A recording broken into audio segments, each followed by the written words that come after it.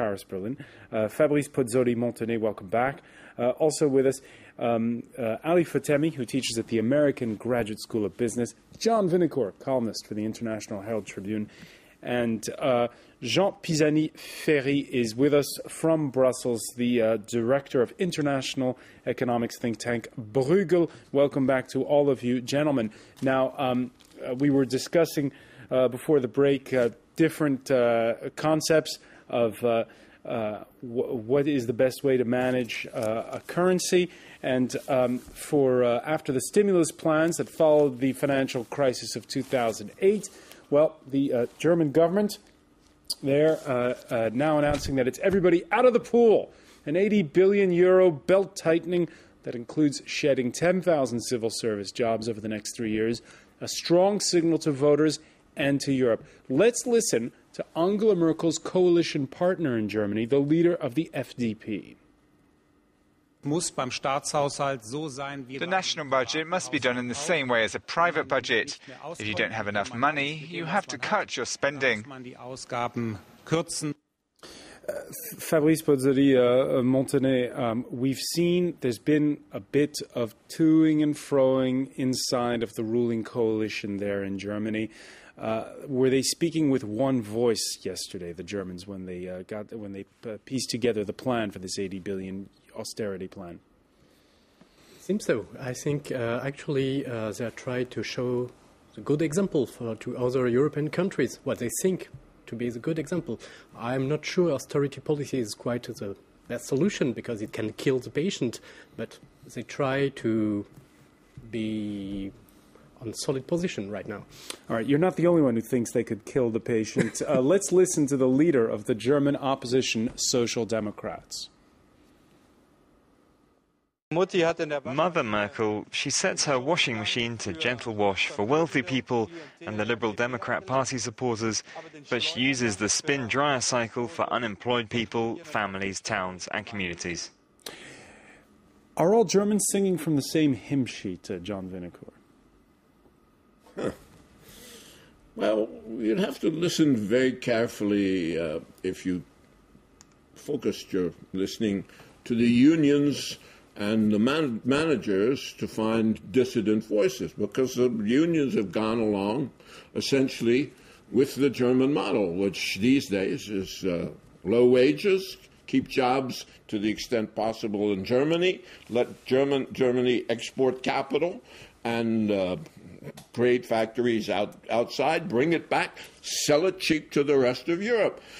The issue is, which goes beyond whatever the cuts are, and Christine Lagarde, the French finance minister, put her finger on it not once but twice, so everybody understood it wasn't a mistake the first time. She talked about imbalances. She talked about the relationship between an exporting country and everybody, because of the German wage levels, but other things too, were locked into a position. That's the same position that the G20 summit had last year and the IMF has had this year. Germany has to run its economy differently, import more, invest more, have higher levels of domestic consumption in order for growth to accompany these austerity measures. I'm sorry I spoke too long. No. I just want to hear Ali Fatemi on this, because what John is referring to here is something that us laymen who are not into economics discovered really with the comments by the French finance minister. Right. But is this been a long-running concern that the Germans had sort of hijacked perhaps the Eurozone for their own means? Yes, but also let me just comment on the earlier part. Remember, Madame Merkel also has to set up with the junior partner, and they hate taxes. Maybe that was the reason the Free Democrat, they didn't want to raise taxes, and I think that's why everything had to come in the from the other side, from social services and so on. Now, as far as that goes, that's concerned, I think every government, if they can get away with it, at heart they're mercantilist. They like exports and they hate imports. But the question is, you can't run a globalized economy like that, because your imports my imports are your exports, and eventually, unless I export, I cannot pay for my imports. But that has been the hardest thing for generations and generations of teachers to get it in the minds of the leaders, that mercantilism is stupid, because if everybody only wants to export, the whole world will go bankrupt. You can't do that. There has to be a balance. Now, the way it is balanced essentially is through the exchange rate. When you have a floating currency, a country that exports a lot, eventually its currency will be undervalued, so the other countries will stop buying its goods. And the problem we have with China right now, if China would let its foreign exchange float, most probably it will go up, and Chinese goods will become more expensive. So people would buy less Chinese goods, and Chinese people would buy more foreign goods. That's why they're manipulating it. But when you are in the same currency, you're stuck. And that's where you have to use your mind, and you have to use enough statesmanship not to be followed by the crowd, and realize that in a partnership you can act like that. Jean Pisani-Ferry, are we putting too much of the onus in this conversation on the Germans themselves? Paul Taylor of Reuters writes that despite a deficit expected to hit 8% of national output this year, French President Nicolas Sarkozy refuses to let his government utter the R word, rigueur, the French term for austerity. I think it's coming everywhere. It's clear that the situation has worsened considerably with the crisis, not so much because of the stimulus, but because of the loss of output provoked by the crisis, and because of the additional debt that is building up as a consequence of those deficits. So the adjustment that is coming, the rigor that is coming, if you want, is major everywhere. Is without precedent in modern times. The question was at what speed and when to start, and here the consensus has shifted just this weekend with the G20 meeting in Korea. Until then, the approach was let's start relatively slowly in 2011, except for countries that are in deep trouble and that have to adjust now. At this meeting in Korea, that was still the position of the U.S., but they were defeated by essentially a coalition of the Germans and the Brits, because the Brits have changed views. And the emphasis now is much more everywhere on adjustment quickly. That being said, if you look at the details of what the Germans have indicated, they have indicated that they will start in 2011. They will start relatively mildly in 2011 compared to what they're planning to do afterwards.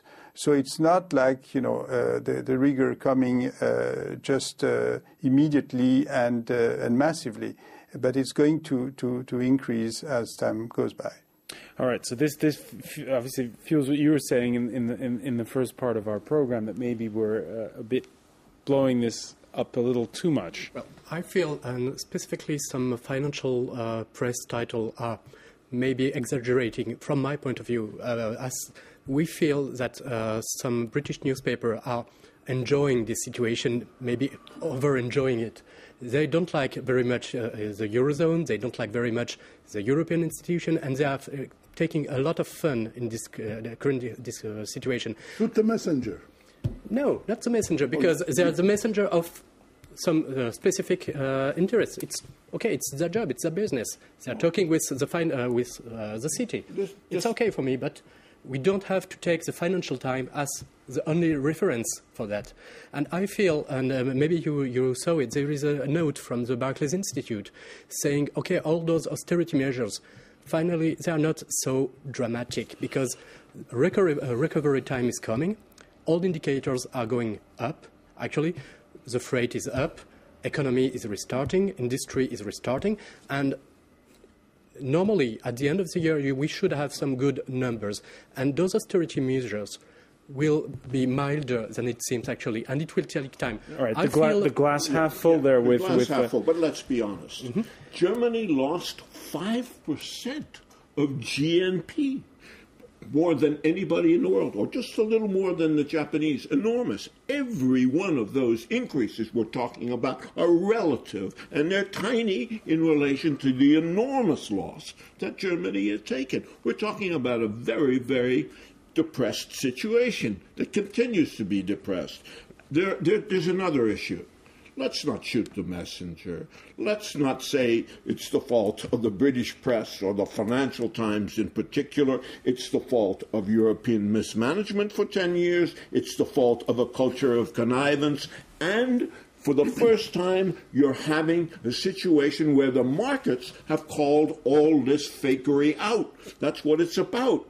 And nobody believes yet, because strong enough and consistent enough and unified enough measures have not been taken by Europe to bring the markets back in terms of confidence. One additional point.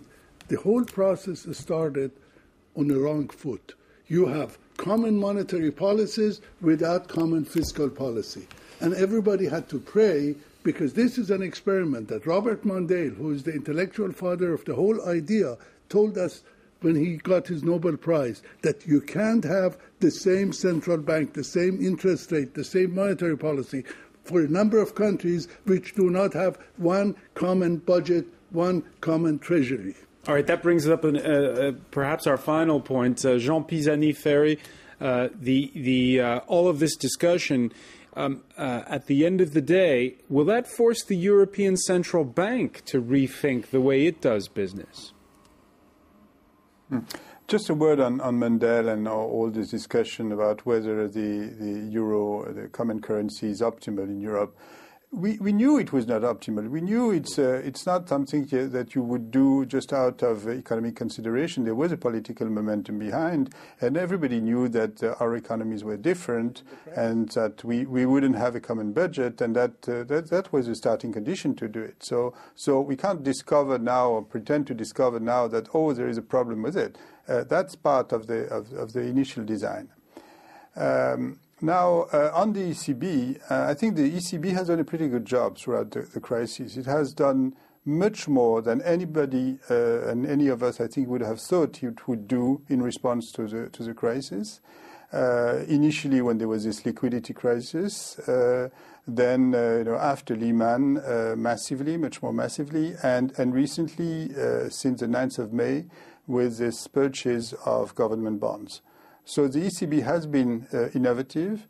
It has been much more, for a central bank that has the reputation of being conservative, it has been much more innovative.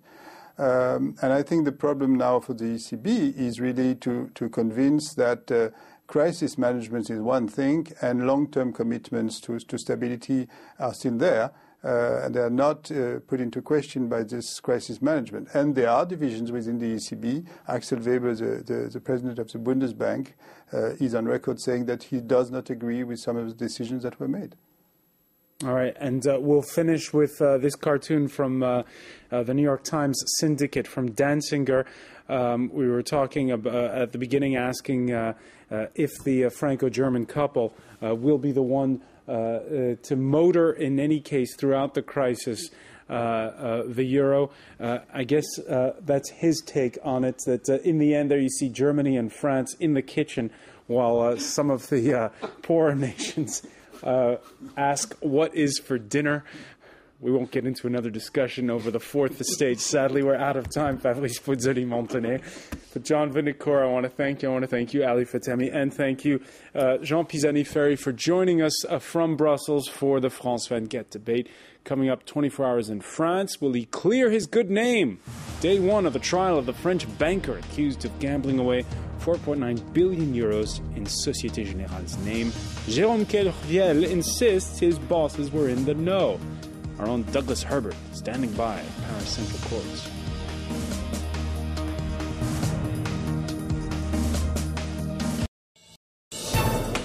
In a year's time, coalition troops will begin leaving Afghanistan. The Afghan army will start taking charge of security. But are they ready? I joined the army to serve my country. But our army is very young, so it's not easy. We're just starting, you see? Can Afghanistan's military succeed in beating the invisible enemy? One that has evaded the world's most powerful armies. Find out about the fears and challenges of the 41st Kandak, an Afghan battalion in the country's volatile south.